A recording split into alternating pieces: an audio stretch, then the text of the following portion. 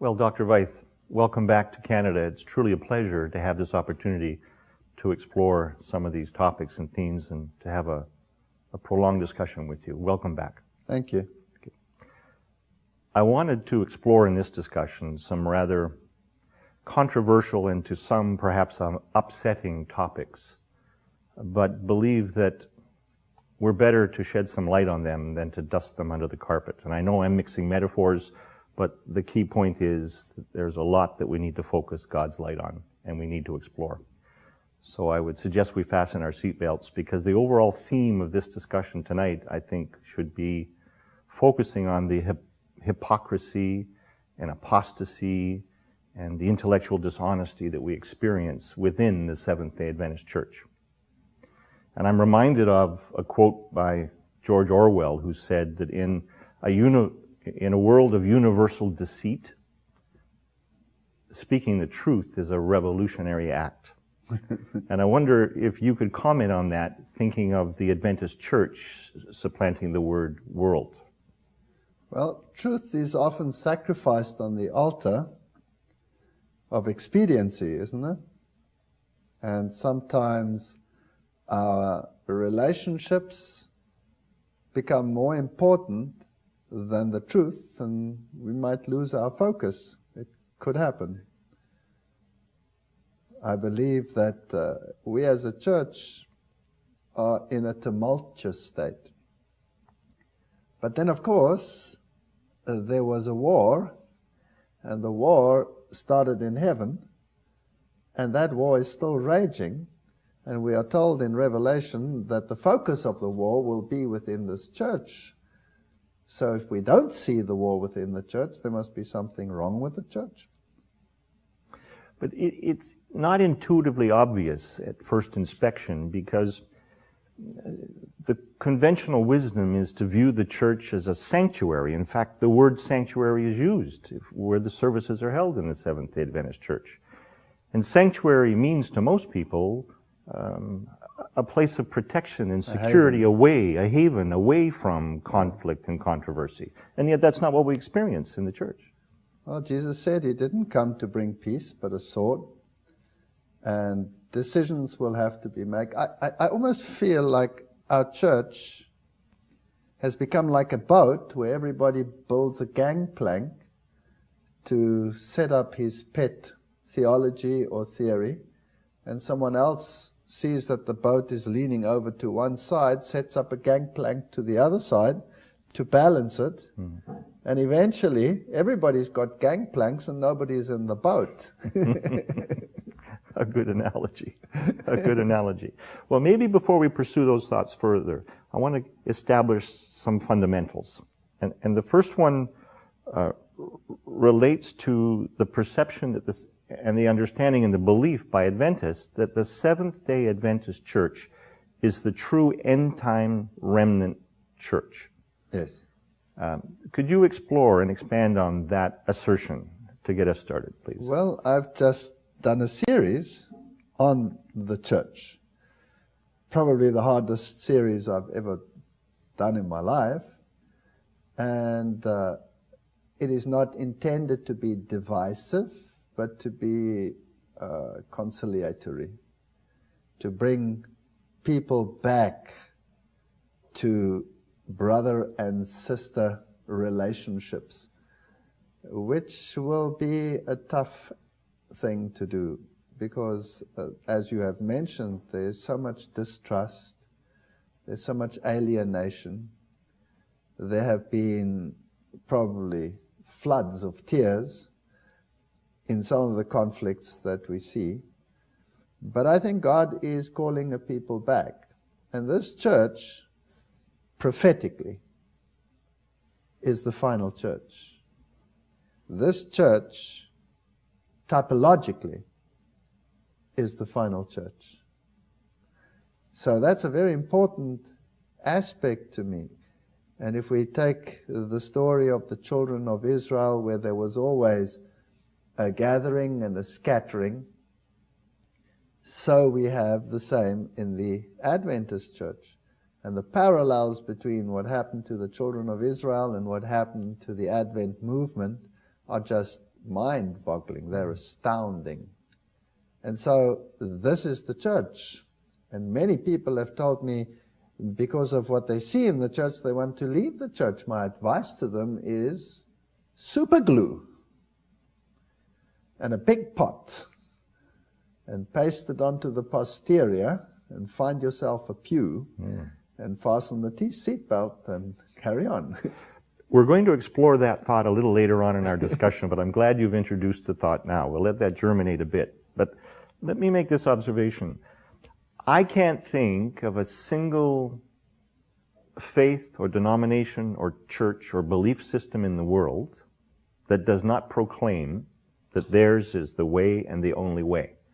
So how is it you can maintain that the Seventh-day Adventist truly is the way and is distinct from all the other believers in all these other systems? Here are they that keep the commandments of God and have the testimony of Jesus. Of all the denominations on this entire planet, this church is the only one that still preaches the precepts of the Reformation. The entire world has turned to futurism. This one still teaches historic continuous prophecy.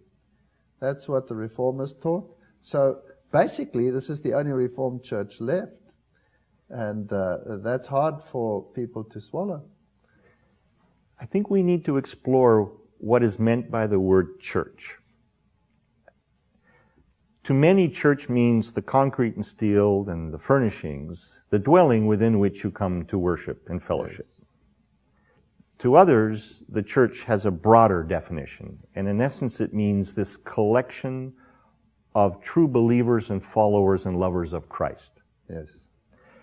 So if we accept that latter definition, which I think is supported by the Bible, and if we accept that in the Adventist principles, that it's not just Seventh-day Adventists that will be saved in the second coming. Nobody is saved by their denominational affiliation. Okay. You are saved by your relationship with Christ. Mm-hmm. You are saved by grace, and that not of works, lest any of us should boast. That does, however, not negate obedience. The Holy Spirit, after all, is given to them that obey Him. And if you love me, keep my commandments. That will be a stumbling block. The Sabbath will remain a great cleaver. That's the one issue. And then there are many other issues. We could take any point of doctrine which is inculcated in any denominational system. And I'm not knocking other denominations at all. But I had to make a choice. Which denomination will I belong to? Because God is a God of order. And when He started His church, He put a structural order into the church. People believe, I can follow Christ, and I can follow the promptings of the Holy Spirit. I don't need a church. But the Bible says that God has a body, and He has a choice of bride. And as I said in my series, it's very easy to love Jesus. It's a little bit more difficult to love the bride.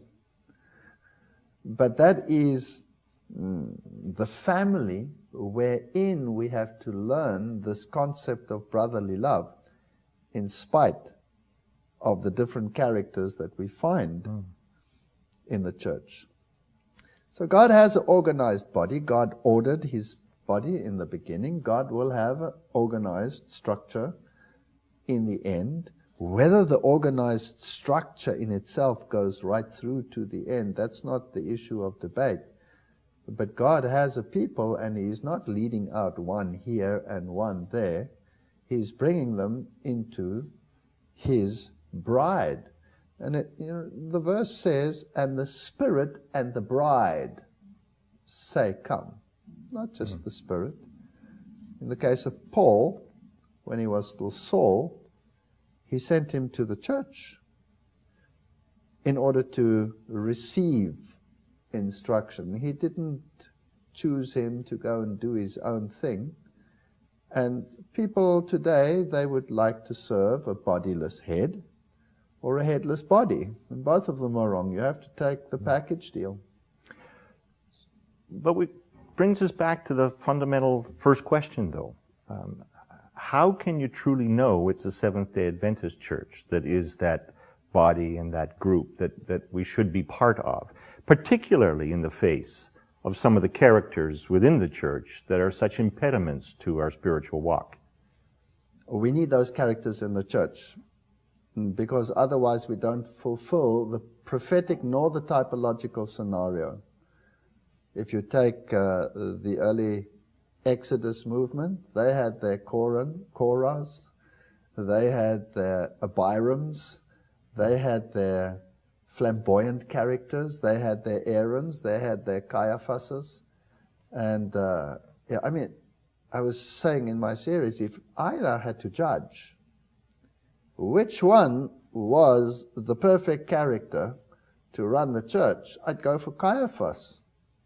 He kept the law. He was concerned about his church. He did everything right. He probably was a perfect health reformer, didn't touch anything unclean. I mean, he was straight as a die looking at him from the outside. And if I take Aaron, he was a total disaster. He brought in playing in the fields, probably brought in a couple of bands and a little bit of rock music and made a golden calf and had everybody dance around it. And I would say this man's a total disaster. He's an apostate, and relegate him to eternal damnation. And I'd be dead wrong. But I'd be judging by my human standard and not by God's standard. Of course, there was repentance and change of heart. We mustn't leave that out. Mm-hmm. Most surely, as the Bible teaches, it's not our role and job to do the judging. That's God. No, it's not our and job. That's blasphemy. But we know what the standards of behavior are. Obedience to the commandments, love of Christ and brothers and sisters. And we know that human nature rebels against it constantly. Rebels against it. But when you affiliate yourself with an organized body like the Seventh-day Adventist Church, yes. And in the process of doing that, as you progress in your spiritual walk, you experience leaders, conference presidents, executives, pastors, elders, deacons, who, not by your judgment, but by your observation, are dishonest, Sabbath breakers, lecherous, breaking many commandments, teaching falsehoods.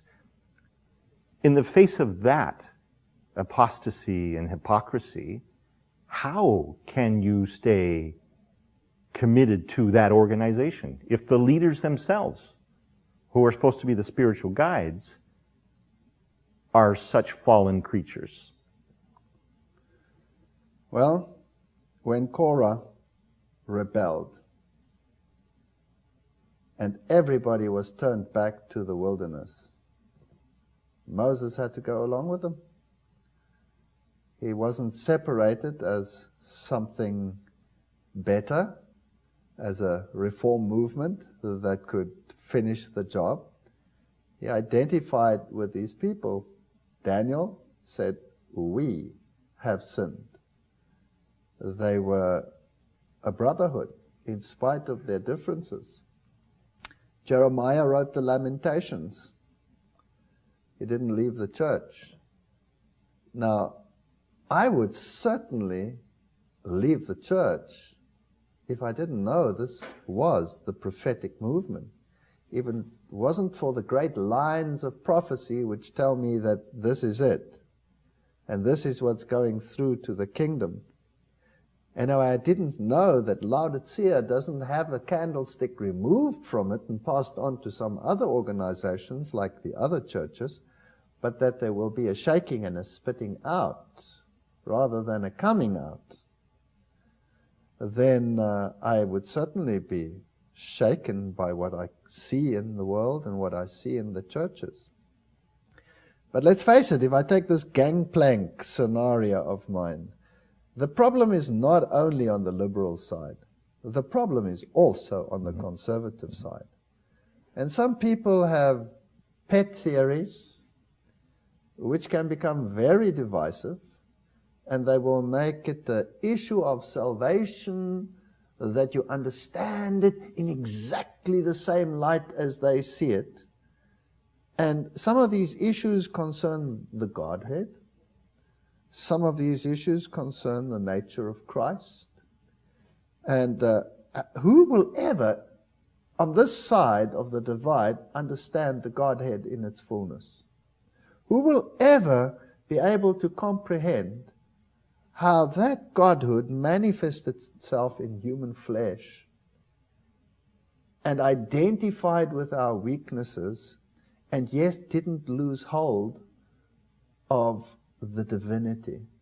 These are issues where we can create all kinds of scenarios, and people elevate these things to the point of salvation issues. Or salvation by diet. Is there such a thing as salvation by diet? God has given us an excellent lifestyle. And we have divides in the church, those that eat this way and those that eat that way, and never the twain shall meet. And is that what God intended? Wouldn't it be nice if we could lay these issues aside, do what is right, leave the consequences to God? It's not my duty to change my fellow Adventists' behavior or his character. It is my duty to point out what is right and what is sin. But to delve into someone else's character and make it my mission to bring that person into the exact same line of thinking as I might have, I have no such work to do. And we have many in the church who want to do that. So the conservatives are rubbing up the liberals, and the liberals, by their action, are frustrating the conservatives, and nobody's in the boat. But the issues I'm addressing in my questions go beyond those politics within the church, of the liberals and the conservatives and the planks, so however much I like your analogy. It speaks to the essence of being a Christian and of being an Adventist and being obedient and following God's way. And it seems to me that as a Christian, we have a choice in the church when confronted with such abhorrent behavior by the leaders. And by the way, I do not mean to imply that all the leaders behave in abhorrent ways. I've met some good ones and I've met some bad ones. As we all have, I think. In my definition of good and bad. But we all fall short of the glory of the Lord. All of us. No question. But the core essence of the issue to me is, if the leaders, if there's such a pervasive existence of this abhorrent behavior amongst so many of the leaders, how can you trust and respect them to lead this organization? However much you may believe it's the true end-time remnant church, how can you reconcile that belief or faith with the observation and the experience of this abhorrent behavior? My faith is built on nothing less than Jesus and his righteousness. I have a captain of the ship, and his name is Jesus Christ. He's the captain of the ship. And the ship is described in the Bible in some detail. And the condition in the ship is described in explicit detail. And if you read the message to the Laodiceans, then we're pathetic. And that's about the nicest word I could say. And pathetic does not pertain always to the other guy in the church, because it says all the virgins were sleeping. Pathetic must pertain to me as well. So we're pathetic. We've been told that. We've been told in the typologies that it is the princes who are often the first to run along with the thing. 250 princes in the great apostasy of the early Israelite movement. It was the leaders that went into the apostasy. Not saying that all the leaders did, of course, but this is what we find.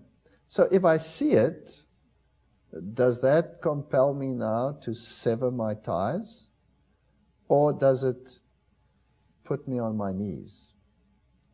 That is the question. And what example do I set for people? Am I kind and gentle and long-suffering? Or am I aggressive and vindictive? And let's face it, we all go through stages in life, don't we? And sometimes we are somewhat more boisterous and tempestuous than we should be. And at other times we might be too reserved and should actually speak louder. So we have to figure this out in our personal relationship with Christ, even in the church. And if I serve under a Pharaoh who is blatantly apostate, then I must try and shine the brighter. Because people look at people, unfortunately. They're looking at the wrong examples. They should look at Jesus. And we have the guidelines. We have the spirit of prophecy. We know what is right. And if people reject the spirit of prophecy, they have a serious problem, but it's their problem. It reminds me of a quote in George Knight's book that I'd like to read you and ask you to comment on. And that comment you just made is a good segue to that. And he talks about sanctified arrogance. Yes. This is a quote from his book, The Apocalyptic Vision and the Neutering of Adventism. Yes. And I quote, he says, "When a church becomes politically correct in all its claims, and when it loses a proper amount of sanctified arrogance regarding its mission, it manages to neuter itself, even if it continues to brag about its potency." That's a pretty profound statement. I quite like that. How does a church neuter itself? It's if it refuses to follow the dictate of God to come out and be separate. There is this habitual urge to integrate with others, to not be different, to not be the odd one out. And our church is no different from any of the others in regard to that issue. The Israelites were constantly mingling with the other nations, incorporating their styles of worship. I mean, and the Adventists are masters at it, running to the other nations and incorporating what they have in there, and then not wanting to be the odd one out, not being the singular, straight-laced extremist that doesn't want to rub shoulders with the others, that think they are a cut above the rest. And that's where the problem lies. But the fact of the matter is, truth cannot be compromised. The Sabbath remains the Sabbath. Our doctrines remain our doctrines. If we take one doctrine alone, besides the Sabbath, the immortality of the soul. I mean, what denomination out there doesn't preach the immortality of the soul? Now, the whole efficacy of the plan of salvation fails right there. Because if there is immortality, then Christ died in vain.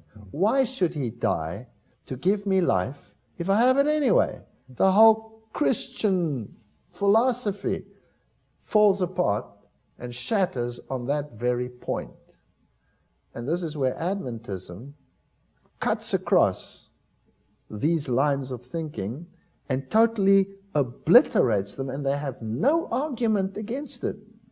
And so the only other thing that they can do is to swallow us up in their ecumenical setups, to try and tell us that we should be behaving more like sisters than some superior individual out there.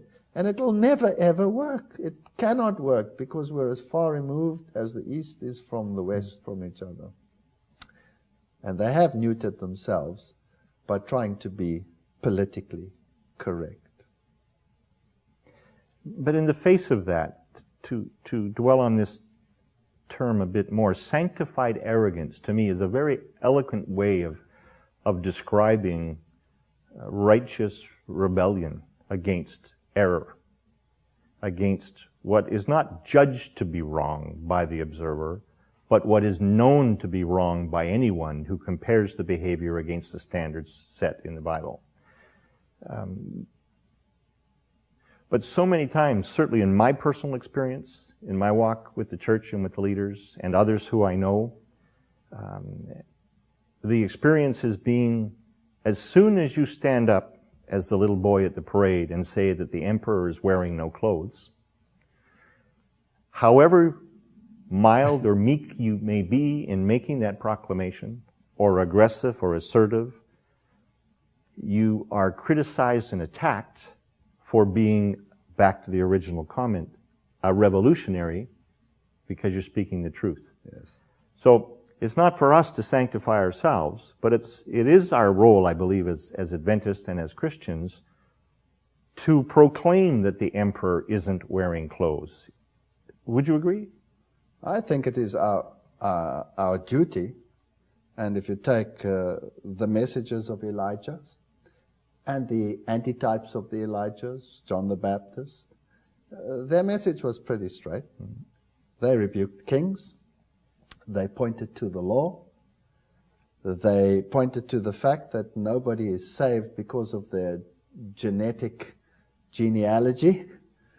And those are the issues that need to be preached at the end of time as well. But it's interesting to me that the Jesuits, in their thinking, say that the individual does not rise above or may not rise above the society in which he lives, because that is a recipe for conflict. And what happens at the individual level must also apply to the church.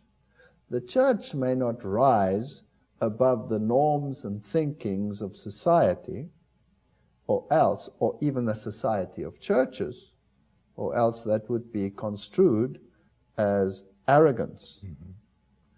And that arrogant head must be chopped off. And I think we have leaders in the church, and this is the crux of the matter with some of the leadership. They are so scared of losing the head, of it being chopped off, because of the zeal of members wanting to fulfill the Elijah role. So the structure tries to keep the structure intact at the price of sacrificing the preaching of truth. Mm-hmm. Mm-hmm. And that's a dangerous concept. But Satan, he's a very busy fellow. He'll take the zealous ones and put them into such a fever pitch and put so many doctrines of salvation in there that in the end it becomes blurred as to what our exact mission is. We as a church need to get back to focus. What is our mission? We must preach Christ and Him crucified, and we must preach Christ the King, who is a lawmaker. If Adam and Eve lost the Garden of Eden because of disobedience, it would be inconsistent for God not to claim obedience for a return to the Garden of Eden. Isn't that logical? Mm-hmm. Those are the key issues that this church stands for. And if those key issues are put aside by the powers that be out there, then we can have nothing to do with it. That's our message. That's what we must preach. So my appeal to all of those who are zealous about all the apostasies, focus on the key issues. Start putting aside the side issues. Mm-hmm. Is everybody eating right? Is everybody believing exactly like me? I'm suspicious of that one. I'm suspicious of that one. And another key point is stop looking so much at the other person in the church. Ask yourself, where am I, and am I right with God? A very important first principle. I think in German there's a phrase, and I don't remember the German, but when you point your finger at someone else, there are 3 fingers pointing back at you. That's right. But as Christians and Adventists, unless we're willing to be intellectually dishonest with ourselves and with others around us, which I don't think is a good attribute of a Christian or an Adventist. Yes. On fundamental issues like honesty of pastors that don't teach the word, not because it's of how it's done, but because of what is said. It contradicts the spirit of prophecy, contradicts the Bible. Yes. Those types of experiences, it's not about the politics of conservative versus liberal. It's not about how you're parting your hair. It's not about what your diet is, whether you wear jewelry. None of those, quite frankly, in my opinion, irrelevant sidebar issues. The fundamental issues of leaders in the church that lie to the congregation, teach error and untruths, lie to their elders and to the other leaders in the church, those to me are the fundamental flaws and fracture points within the Adventist church. And from my personal experience, it's been an abhorrent experience with pastors and leadership in this conference who have been intellectually dishonest, have been preaching untruths, not based on Bruce's judgment, based on a clear comparison to the Word. And yet in the face of trying to proclaim the emperor wearing no clothes, the reaction is more lies, more deceit, more hypocrisy, more apostasy. And it is a very troubling phenomenon within the Adventist church that I have experienced here in British Columbia. And from what I read and discussions with others, it's not restricted just to the BC conference. Yeah. Would you agree that it's not restricted to the BC conference? It's become a universal problem. Right. From the very poorest countries, where you would imagine that some of the issues couldn't possibly exist, right up into the first world countries, we have the same problem everywhere. And it's become a question of semantics. We argue the points of the 28 fundamental beliefs, and I have seen in committees groupings around a fundamental belief that they all agree on the fundamental belief that are so diametrically opposed to one another, if you take the evolution-creation debate, because they will just redefine the words and say, for example, a day to them means millions of years, but a day to them means 24 hours. And so let's unify on 6 days quite happily, but dare put in literal 24 hours, then there's no unity. So we have these little issues where we have words and statements which seem to be unifying and yet are anything but unifying. I have no creed except the Bible. I have no beef with the 28 fundamental beliefs as they read, but as I've seen them debated, they make anything of it that they want to, whereas the Bible and the spirit of prophecy, to me, is the ultimate criterion. And so if it says in 6 days, the spirit of prophecy will tell me those are literal 24-hour periods. And if I have the two of them together, I cannot go wrong. If I go to the grammar of the Bible and the word yom and the this and the that, it's also a 24-hour period. So to me, the issue is put beyond doubt by the spirit of prophecy. To someone else, the spirit of prophecy is marginalized, and then you end up without a compass, floating any which way the wind blows. And I think that's the problem in our church. And we have been given a gift in this church, which is supposed to be a compass. It doesn't supersede the Bible, but it certainly makes certain issues fundamentally clear, which would be very hazy without it. And I remember when I became a Seventh-day Adventist, one of the points of doctrine that I acclaimed before I was baptized was that I accept the spirit of prophecy. And if our institutes and our higher institutes of learning would once again look at those issues and bring their staff in harmony with it, because that is what Adventism is all about, 90% of the problems would disappear. And we don't do that. We don't do that. We allow every wind of doctrine for the sake of peace when there is no peace.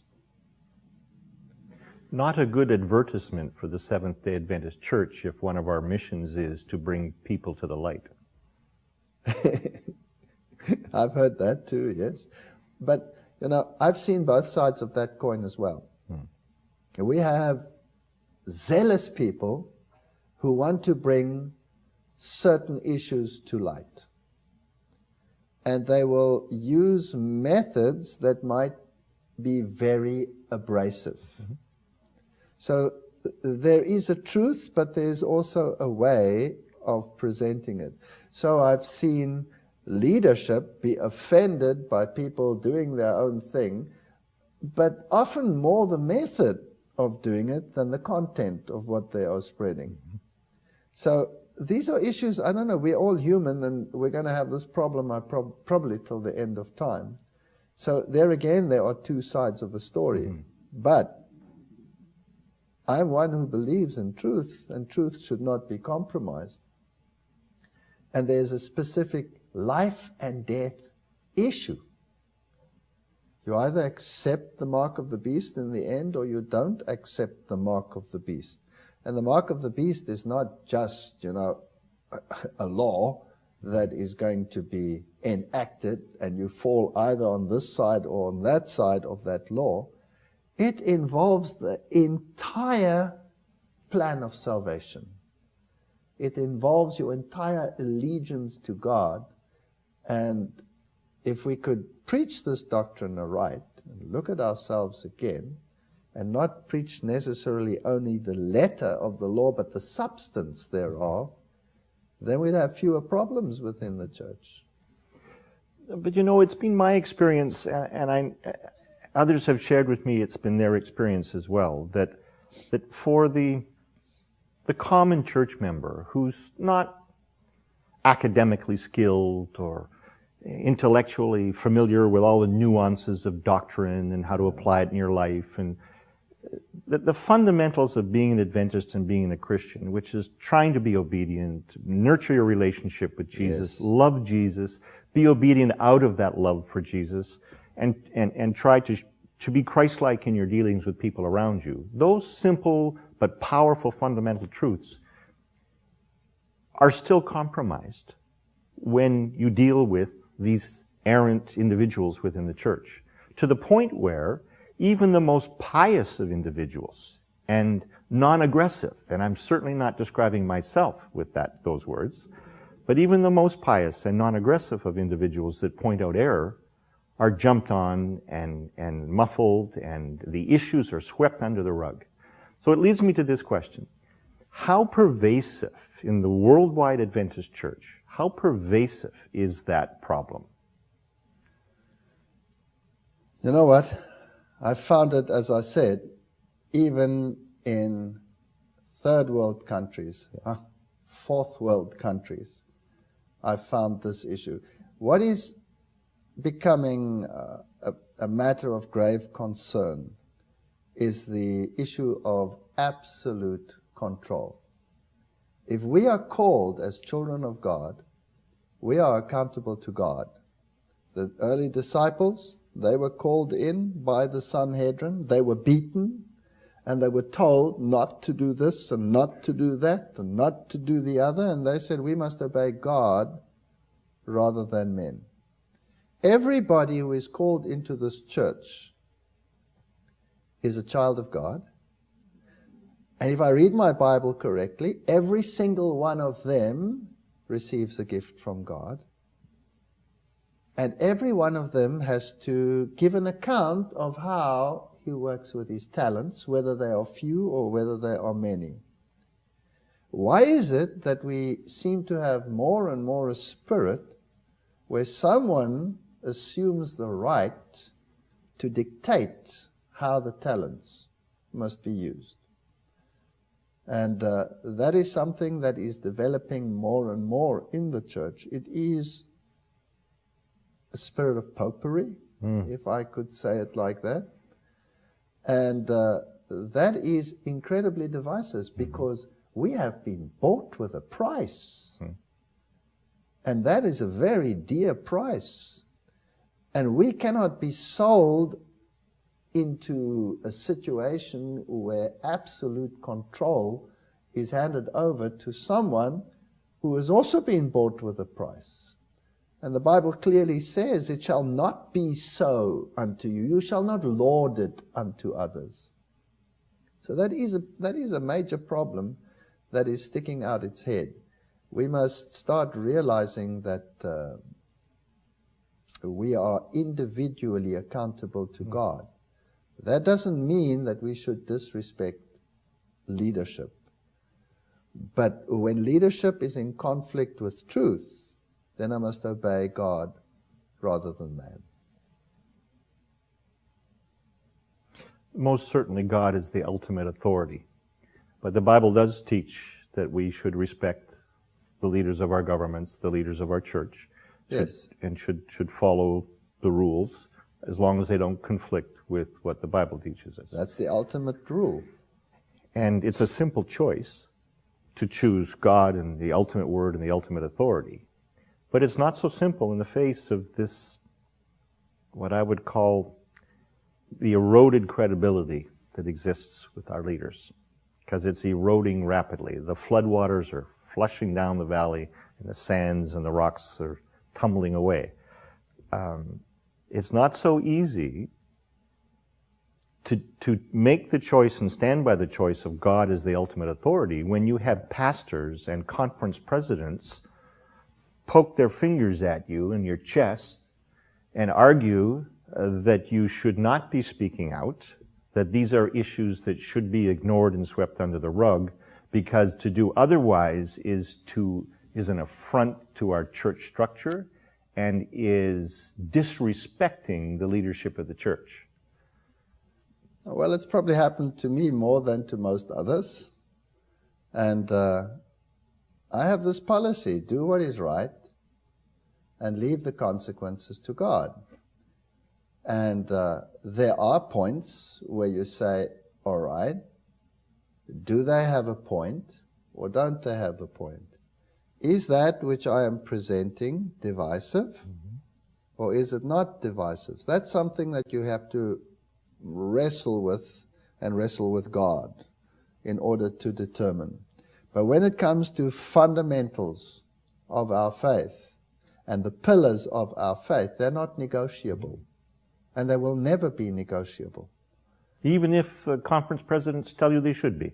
No matter who gets up and tells you, if the fundamental is at stake, it's not negotiable. You must obey God rather than man. But when it comes to issues that are not absolutely necessary for salvation, then one would be wise to even take into counsel or consideration what the most apostate of them is saying. Because take it from his point of view. Take it from an ultra-ecumenical chairperson of an ecumenical council who happens to be an Adventist. Purely hypothetically now. What is his beef? I have to protect the image of my church as being this strange, odd, singular, aggressive entity.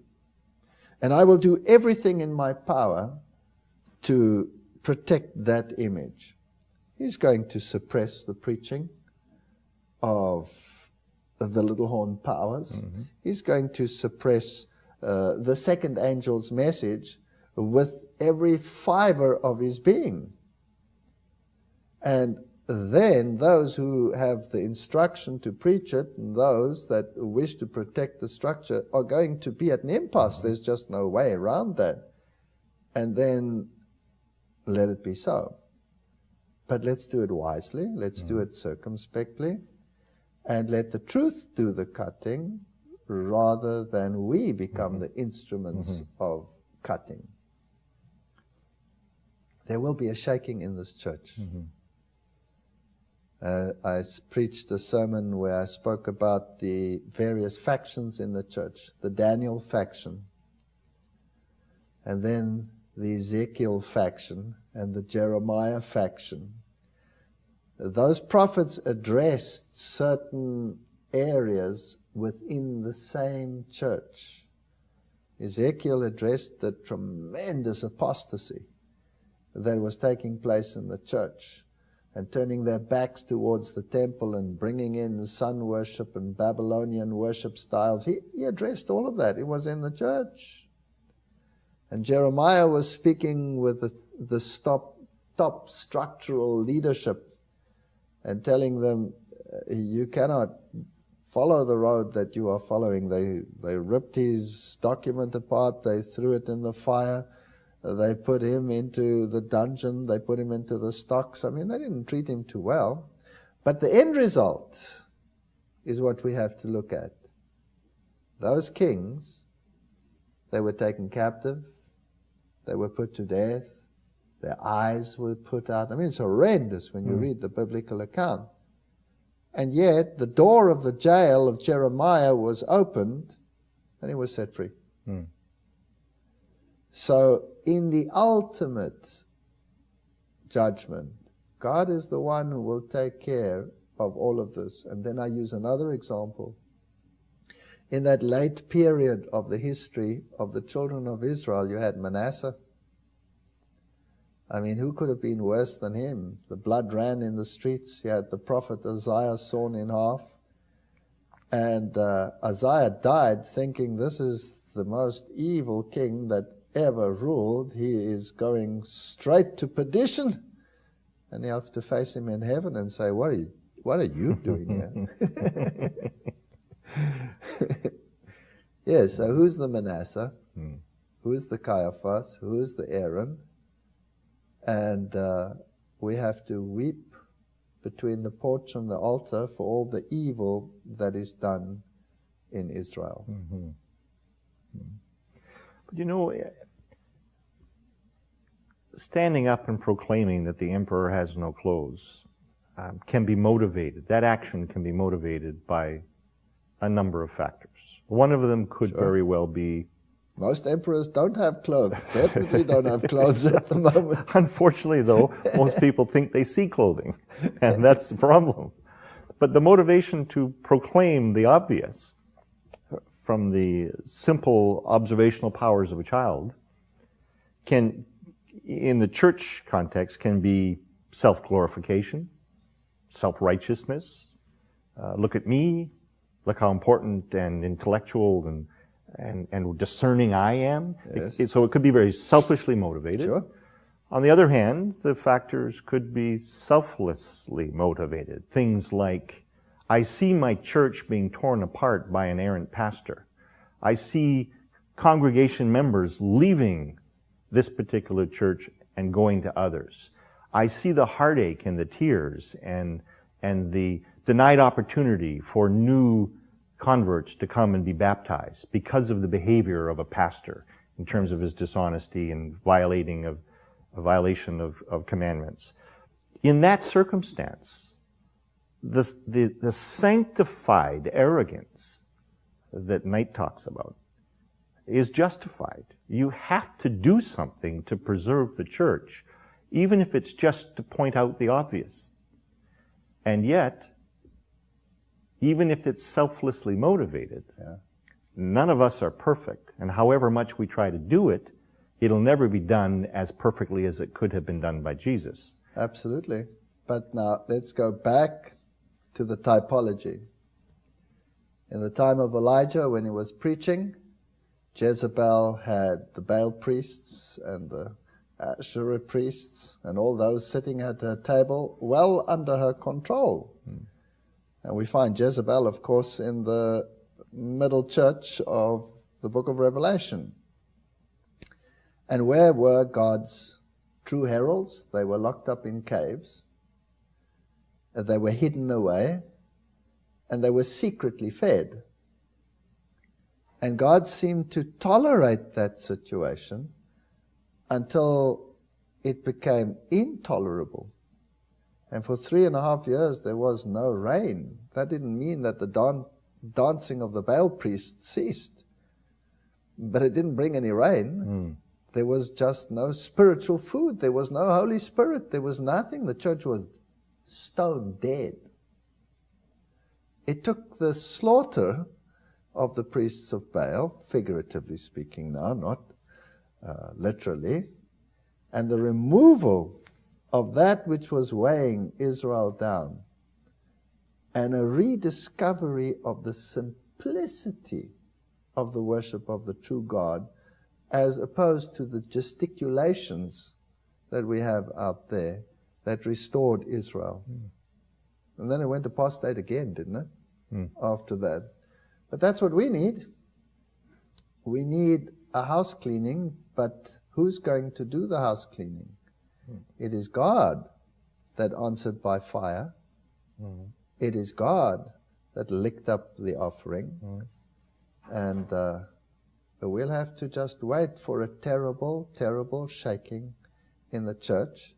And the only thing that will cleanse this church is going to be persecution. So thank you, Dr. Veith. An interesting start to our discussion on these rather thorny topics. We will continue this discussion the next time we meet. Thank you.